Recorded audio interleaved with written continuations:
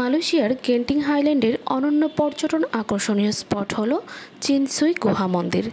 একমাত্র বৌদ্ধ মন্দির এটি, যা প্রাচীন চীনা সন্ন্যাসী কিংসুইয়ের নামে নামকরণ করা হয়েছিল। হ্যাঁ বন্ধুরা, আজ আমরা আবারও আপনাদের সামনে উপস্থিত হয়েছি চিনসুই গুহা মন্দিরের অপর একটি ভিডিও নিয়ে। আশা করি সকলে ভালো আছেন। মন্দিরটির এক পাশে পাথরের তৈরি কিছু ঘর দেখা যায়, যাতে চায়নাদের ভাস্কর্যগুলো রাখা থাকে। বাঁশের তৈরি বেড়া দিয়ে আটকানো রাস্তা ও উপরের কারুকাজ করা দেওয়ালের ছবি সত্যি মনোরাজ্য পথের এক অনন্য কারখানা। এই ওয়ালটির নাম হচ্ছে 9 ড্রাগন ওয়াল।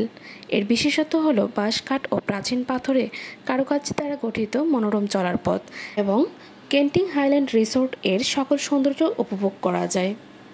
এই মুহূর্তে মন্দিরটি অসংখ্য পর্যটকদের আনাগোনায় মুখরিত হয়ে আছে।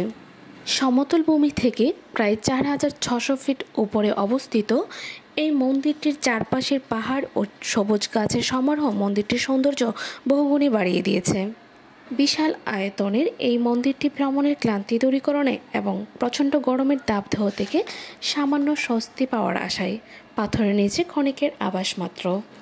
খানিক বিশ্রাম শেষে পুনরায় আমরা হাঁটা শুরু করি, কখনো সিঁড়ি দিয়ে উপরের সৌন্দর্য, আবার কখনো গুহার ভিতরকার সৌন্দর্য উপভোগ করার উদ্দেশ্যে।